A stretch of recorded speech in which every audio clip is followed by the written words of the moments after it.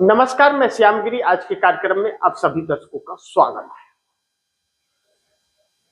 Bharatiya Janata party संकट में पड़ गई है और भारतीय जनता पार्टी की संकट कम नहीं हो रहा है, क्योंकि महाराष्ट्र ने भारतीय जनता पार्टी के अंदर एक भूचाल सी परिस्थिति ला करके खड़ी कर दी है। महाराष्ट्र बीएमसी चुनाव के परिणाम आए हुए कई दिन हो गए। 15 तारीख को वोटिंग हुआ था, 16 तारीख को रिजल्ट आ गया महाराष्ट्र बीएमसी का, लेकिन मेयर अभी तक चुना नहीं गया महाराष्ट्र बीएमसी में। और महाराष्ट्र बीएमसी में मेयर न चुना जाना भारतीय जनता पार्टी के लिए एक चुनौती तो है, लेकिन उससे बड़ी चुनौती शिवसेना एकनाथ शिंदे को है, क्योंकि एकनाथ शिंदे की हालात कहते हैं न घर का न घाट का, वह वाली हालात है। आगे कुआं है और पीछे बहुत बड़ा खाई है। अब ऐसे में उद्धव ठाकरे की शिवसेना बड़ी अहम भूमिका में आकर के खड़ी हो गई है और एक ऐसी परिस्थिति बन रही है जिसमें मेयर उद्धव ठाकरे शिवसेना का बन जाएगा। लेकिन मैं उद्धव ठाकरे के ऊपर बात करूं या जो एक गणित बन रही है कोटे का, जो कोटे से मेयर बनेगा, उस पर चर्चा करूं। इसके पहले एकनाथ शिंदे ने जो अमित शाह से फिर एक बार टक्कर ले ली है और फिर अमित शाह ने वही बात दोहरा दी है कि एकनाथ शिंदे सीएम का बात कर दिए, अमित शाह से कहे कि 2.5 साल का मेयर और 2.5 साल का सीएम की कुर्सी हमें चाहिए। और अमित शाह ने बड़ी सादगी से उनसे ऐसा झटका दिया कि कहा कि ठीक है, अब भारतीय जनता पार्टी में अपने पूरी पार्टी को विलय कर दीजिए और उसके बाद हम आपसे बात करेंगे। और एकनाथ शिंदे के लोग तैयार नहीं है और एकनाथ शिंदे जानते हैं कि एक बार पार्टी का विलय कर दिया तो पार्टी खत्म पहले तो हो जाएगी और दूसरा वह सिंबल फ्रीज हो जाएगा और उसके बाद भारतीय जनता पार्टी ने महत्व नहीं दिया तो किसी एक कोने में पड़ा रहना पड़ेगा और रिमोट से चलना पड़ेगा, जो एकनाथ शिंदे को मंजूर नहीं है। लेकिन अब भाजपा कैसे करेगी हैंडल, वह वक्त बताएगा। लेकिन इस बीच मामला और उलझ गया है। अमर उजाला के खबरों के अनुसार भाजपा नेता व राज्य के सांस्कृतिक मंत्री आशीष शेलार और मुंबई भाजपा अध्यक्ष अमित साटम के अलावा शिंदे गुट के राहुल सेवाले दिल्ली पहुंचे और इनकी मुलाकात गृह मंत्री अमित शाह से होने की संभावना बताई जा रही है कि होगी। अब ऐसे में जब इनकी सुनने को तैयार नहीं है अमित शाह एकनाथ शिंदे की नहीं सुने, तो इन नेताओं का कितना सुनेंगे यह देखना बड़ी दिलचस्प होगा। लेकिन दूसरी तरफ जो बड़ी महत्वपूर्ण लड़ाई महाराष्ट्र के अंदर छिड़ गई है, वह लड़ाई यह छिड़ गई है कि एकनाथ शिंदे की पार्टी बचेगी या पार्टी उनकी खत्म हो जाएगी। लड़ाई यहां आकर के टिक गई, क्योंकि इसमें बड़ी अहम परिस्थितियां यह आ गई है कि एकनाथ शिंदे के 29 पार्षद वह उद्धव ठाकरे के संपर्क में उस वक्त से हैं जब होटल ताज में एकनाथ शिंदे ने उन्हें रखा था। अब होटल से वह निकले हैं, लेकिन उनका गुस्सा एकनाथ शिंदे को लेकर के और ज्यादा बढ़ गया है। अब ऐसे में एकनाथ शिंदे मुश्किल में पड़ गए हैं। अब उन पार्षदों का जब यह कहना था कि मेयर शिवसेना का होना चाहिए और भारतीय जनता पार्टी तैयार नहीं है, और एकनाथ शिंदे ने उन पार्षदों का आधार कार्ड और उनका जीत का सर्टिफिकेट यह दोनों रख लिया है और उनको होटल से जाने दिया। वह होटल में बिल्कुल नहीं रहना चाहते थे। तो उन पार्षदों का गुस्सा और बढ़ गया कि उनके ऊपर भरोसा इनको नहीं है, तो वह एकनाथ शिंदे के ऊपर भरोसा कैसे करे। ऐसे में वह किसी भी कीमत पर अब एकनाथ शिंदे से दूरी बनाना चाहे। अब अगर भारतीय जनता पार्टी मेयर के लिए नहीं मानती है एकनाथ शिंदे से, तो वह किसी भी कीमत पर भाजपा के साथ नहीं रहेंगे। ऐसे में 1 साल का ही मेयर बन जाए शिवसेना का, लेकिन पहले शिवसेना का बने, इस तरह की कोशिश एकनाथ शिंदे कर रहे हैं कि बाला साहब ठाकरे के 100वीं शताब्दी है और उस वक्त 100वीं वर्षगांठ पर उनको तोहफे में मेयर शिवसेना का बन जाए। लेकिन भारतीय जनता पार्टी इसके लिए तैयार नहीं है, वह तो नामो निशान खत्म करना चाहती है। अब दूसरी तरफ सुप्रिया सुले का दर्द बहुत झलक रहा है कि कांग्रेस अलग क्यों चुनाव लड़ी। अब सुप्रिया सुले ने एक प्रेस कॉन्फ्रेंस करके सुप्रिया सुले ने अपना दर्द बयां किया।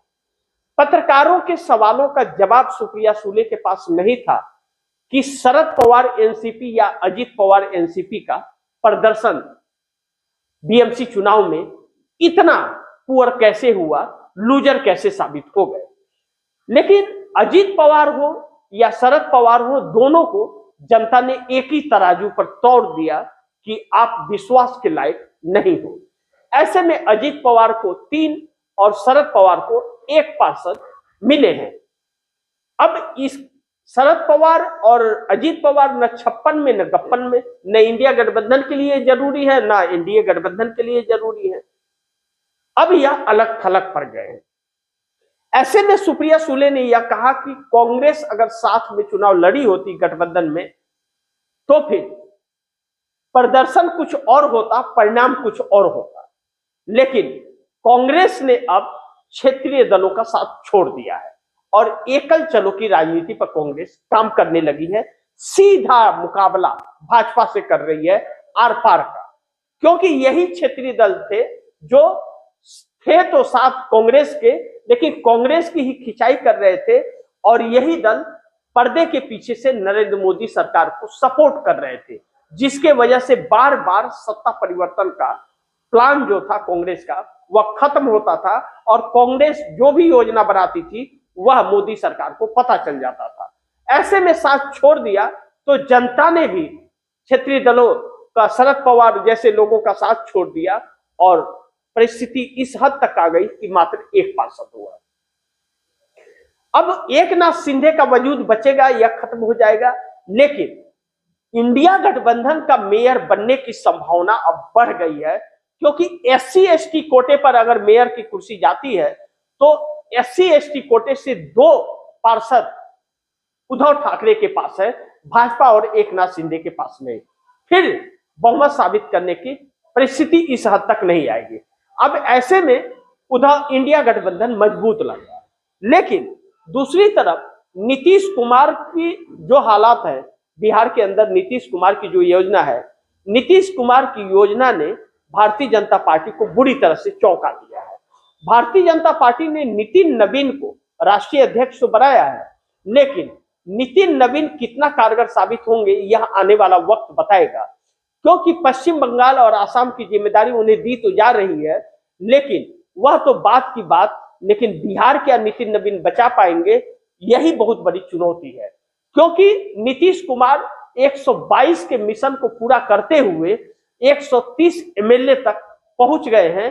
कहा जा रहा है कि नीतीश और तेजस्वी की जोड़ी एक बार फिर एक साथ आती हुई नजर आ रही है और कांग्रेस फुल सपोर्ट नीतीश कुमार को करती हुई भी नजर आ रही है।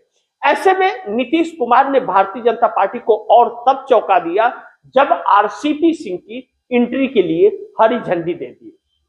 लेकिन जिस आरसीपी सिंह को अलग करने के लिए जेडीयू से भारतीय जनता पार्टी ने साम दंड भेदभाव का इस्तेमाल किया था बिहार विधानसभा चुनाव के पहले, जिस ललन सिंह और संजय झा के जरिए सारा षड्यंत्र रचा गया था, वह सब फेल हो गया और आरसीपी सिंह को ग्रीन झंडी नीतीश कुमार ने दे दिया है। अब कहा यह भी जा रहा है कि नीतीश कुमार आरसीपी सिंह और मनीष वर्मा को बड़ी अहम पद देंगे, लेकिन दो लोगों की एंट्री तो होगी जेडीयू में, लेकिन जेडीयू से दो लोगों की छुट्टी भी होगी, ललन सिंह और संजय झा का। अब इस बात को जब से संजय झा ने सुना है, संजय झा का दर्द भी झलक रहा है। उनका आता पता अभी तो फिलहाल नहीं है, लेकिन ललन सिंह नितिन नवीन के अध्यक्ष बनने पर खुशी बरत रहे हैं और खुशी जाहिर कर रहे हैं कि प्रधानमंत्री नरेंद्र मोदी के नेतृत्व में नितिन नवीन को राष्ट्रीय अध्यक्ष भाजपा का बनाया गया। युवा चेहरा, नवीन चेहरा, आगे ले जाएंगे, ये करेंगे वो करेंगे। जैसे ललन सिंह नितिन नवीन से ही राजनीति सीखे हैं, इस तरह का कर रहे हैं, लेकिन ढोल खूब बजा रहे हैं भाजपा का, लेकिन नीतीश कुमार की बातों पर सन्न हो जा रहे हैं, समझ नहीं आ रहा है उनको क्या करें। लेकिन नीतीश कुमार बड़ी गहरी साजिश के तहत कूटनीति चल रहे हैं बिहार के अंदर, जो भारतीय जनता पार्टी के लिए बड़ी परेशान करने वाला है। लेकिन वहीं भारतीय जनता पार्टी के अंदर नितिन गडकरी जैसे लोग जब बगावत पर आ जाए और नितिन गडकरी को यह बयान देना पड़े कि भारतीय जनता पार्टी से अपनी इज्जत ही बचा लो और इस्तीफा दे दो, अपनी इज्जत बचाना है तो इस्तीफा दे करके मार्गदर्शक मंडल में चुपचाप चले जाओ, वरना बेइज्जती हो जाएगी। अब नितिन नवीन को अध्यक्ष बनने के बाद भारतीय जनता पार्टी में ही सुगबुगाहटें तेज हो गई है। आने वाले दिन में कई सारे इस्तीफे हो सकते हैं, जैसे हेमा मालिनी, जैसे नितिन गडकरी, जैसे राजनाथ सिंह, और भी कई ऐसे नाम आएंगे जो इस्तीफा देंगे। नरेंद्र मोदी नितिन नवीन के जरिए हटा दें, उनको पार्टी से निकाले, जो निकालने की 100% चांसेस लग रहे हैं। ऐसे में बेइज्जती हो, इससे अच्छा खुद ही इस्तीफा दे करके निकल जाओ। तो ऐसे में भारतीय जनता पार्टी बड़ी संकट में आकर के खड़ी हो सकती है। अगर सांसद रहते हुए इस्तीफा दे दिया तो भारतीय जनता पार्टी की सरकार संकट में आ जाएगी, क्योंकि 240 की भारतीय जनता पार्टी नरेंद्र मोदी चाहते हैं कि 29 तक इन्हें रख करके इन्हें साइडलाइन कर दिया जाए, लेकिन नितिन गडकरी चाहते हैं कि जितना जल्द इस्तीफा देकर के अलग हो जाए उतना जल्दी इनको इनकी हैसियत पता चल जाएगा। भारतीय जनता पार्टी के अंदर यह सुगबुगाहट है ही, तब तक चंद्रबाबू नायडू की भी बातें कर लेनी बहुत जरूरी है।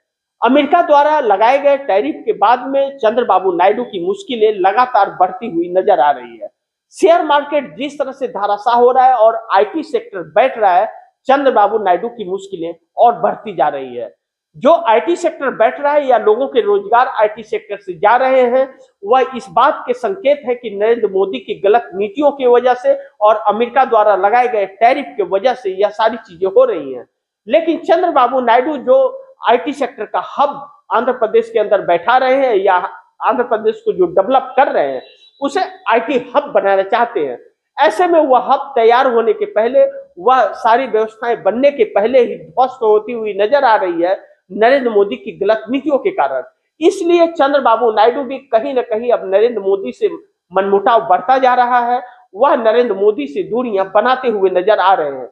ऐसे में कांग्रेस द्वारा दिया गया ऑफर और अमित शाह से की हुई चर्चा अमित शाह को, भारतीय जनता पार्टी को मुश्किल में डाल रही है, क्योंकि चंद्रबाबू नायडू के पास जिस तरह से राहुल गांधी द्वारा या कांग्रेस द्वारा जो ऑफर दिए गए हैं कि हमारे 100 सांसद आपके साथ हैं, तब से चंद्रबाबू नायडू सक्रिय भूमिका में है। दिल्ली की सरकार संकट में है, इस बात से इंकार नहीं कर सकते, लेकिन महाराष्ट्र और बिहार के अंदर जब इस तरह की हलचल है कि एकनाथ शिंदे संकट में इस बात को लेकर के हैं कि भारतीय जनता पार्टी से बात कर रहे हैं तो भारतीय जनता पार्टी सुनने को तैयार नहीं है। भाजपा में एक शिवसेना को विलय करने की बात कर रही है। एकनाथ शिंदे ने 2.5 का फार्मूला अपनाया और 2.5 साल सीएम और 2.5 साल मेयर की बात, तो अमित शाह ने यह कह दिया कि भाजपा में विलय कर दीजिए तो फिर हम सोचेंगे। अब 1 साल की बात कह करके किसी तरह गिड़गिड़ा रहे हैं एकनाथ शिंदे, लेकिन उस पर भी भाजपा के अमित शाह तैयार नहीं है। अब ऐसे में एकनाथ शिंदे के लिए आगे कुआं और पीछे खाई है, उन्हें घर वापसी करने के अलावा कोई रास्ता बच नहीं रहा है। अगर घर वापसी नहीं किया एकनाथ शिंदे ने तो न उन्हें भाजपा की जरूरत पड़ेगी और न ही उद्धव ठाकरे की राजनीति दम तोड़ देगी, क्योंकि एकनाथ शिंदे के जो 29 सांसद, 55 विधायक और 7 सांसद हैं। कहीं ऐसा ना हो जाए कि सांसद में सिर्फ उनके बेटे उनके साथ रहे और बाकी के लोग टूट करके उद्धव ठाकरे के साथ चले जाए, क्योंकि बाकी लोग किसी भी कीमत पर भारतीय जनता पार्टी में विलय नहीं होना चाहते, क्योंकि भारतीय जनता पार्टी ने यह कोशिश बहुत पहले भी की थी और पिछले दिनों भी होती रही। इसीलिए बीएमसी चुनाव से पहले यह कथन आया था, यह बयान आया था शिवसेना के एकनाथ शिंदे की तरफ से, उनके लोगों की तरफ से, कि हमें एनडीए गठबंधन में रहना है या नहीं रहना है, इसका हम जल्द फैसला करेंगे। लेकिन बीएमसी चुनाव में मस्त हो गए और बीएमसी चुनाव में उलझने के बाद परिणाम जो आए वह चौंकाने वाले आए। न भाजपा को बहुमत, न शिंदे को, बल्कि शिंदे को ठिकाने महाराष्ट्र की जनता ने लगा दिया। मात्र 29 पर सिमट गए। अपने आप को असली शिवसेना कहने वाले एकनाथ शिंदे, जो पैसे का दम भी और डिप्टी सीएम भी, प्रशासन भी, चुनाव आयोग भी साथ था, तो 29 सीटों पर अटक गए। वही उद्धव ठाकरे 67 सीटें ला करके एक बार यह साबित कर दिए कि असली शिवसेना एकनाथ शिंदे हैं। लेकिन दुर्भाग्य यह है कि महाराष्ट्र के अंदर असली और नकली शिवसेना की लड़ाई जंग छिड़ी हुई है। ऐसे में उद्धव ठाकरे अपने आप को एक बार साबित करने का उन्हें मौका मिला है बीएमसी में मेयर बना करके। लेकिन उद्धव ठाकरे का मेयर बनते ही एकनाथ शिंदे की राजनीति दम तोड़ देगी, क्योंकि उन्हीं के लोग उनको छोड़ करके जाने के लिए तैयार है। ऐसे में एकनाथ शिंदे के पास एक ही रास्ता बचता है कि वह उद्धव ठाकरे के पास घर वापसी कर ले। और अगर ऐसा एकनाथ शिंदे करते हैं तो 29 पार्षद, 55 विधायक और 7 सांसद भारतीय जनता पार्टी से सपोर्ट खींच जाएगा। ऐसे में अजीत पवार भी शरद पवार के साथ जाते हुए नजर आ रहे हैं, क्योंकि वह बीएमसी चुनाव में लूजर साबित हुए हैं अजीत पवार, क्योंकि जनता ने पूरी तरह से अजीत पवार और शरद पवार को अस्वीकार कर दिया है।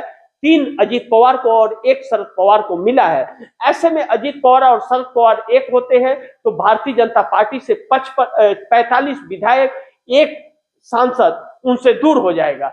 अब ऐसे में इंडिया गठबंधन फिर एकजुट हो जाएगा और जिस एनसीपी और शिवसेना को तोड़ करके 2 टुकड़ों में किए थे वह एक हो जाएगी और एक होते ही महाराष्ट्र की सरकार गिर जाएगी और दिल्ली की सरकार पर संकट आ जाएगा। ऐसे में बिहार से अगर खेल कर देते हैं नीतीश कुमार, जिस तरह से कहा जा रहा है कि 122 का जादुई बहुमत आंकड़ा उन्होंने पूरा कर लिया है और 130 के आंकड़े तक पहुंच गए हैं, आरसीपी सिंह की एंट्री कर रहे हैं और तेजस्वी यादव से हाथ मिला रहे हैं, कांग्रेस का फुल सपोर्ट है, तो यानी कि तख्ता पलट की शुरू सुगबुगाहट तेज हो गई है बिहार के अंदर। तो बिहार के अंदर जैसे ही होगा तो भारतीय जनता पार्टी से 12 सांसद छिन जाएंगे नीतीश कुमार के।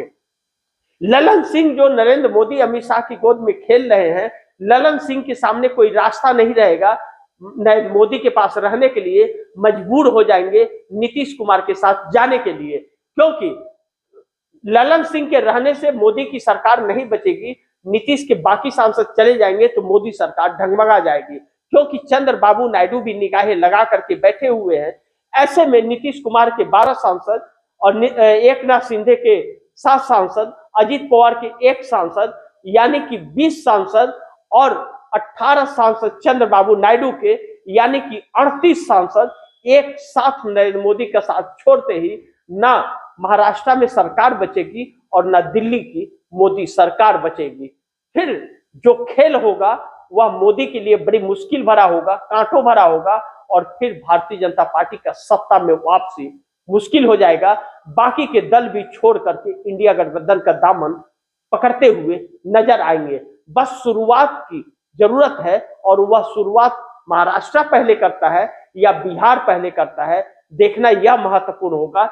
एनडीए गठबंधन कहीं न कहीं अब खत्म हो गया है, सिर्फ एक पाखंड एनडीए का नाम में पड़ा हुआ है, बाकी तो कमान भाजपा के हाथ में है।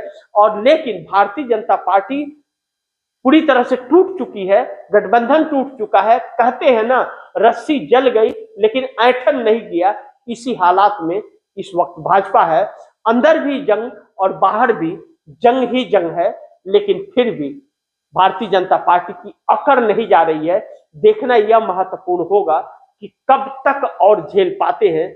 लेकिन 28 जनवरी से पार्लियामेंट शुरू होने के बाद भारतीय जनता पार्टी की मुश्किलें बढ़ने वाली है।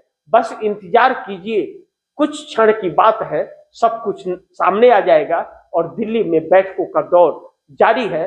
नरेंद्र मोदी की सांसें फूल रही हैं कि कब झोला फकीर का उठ जाएगा, कुछ भी पता नहीं चल पा रहा है। लेकिन अपने अकड़ का शिकार भाजपा होती हुई नजर आ रही है। इसी के साथ आप दर्शकों से इजाजत चाहूंगा, अगली खबर के साथ फिर हाजिर होऊंगा। लेकिन आप दर्शकों की क्या राय है, क्या सुझाव है, कमेंट बॉक्स में जरूर दीजिएगा।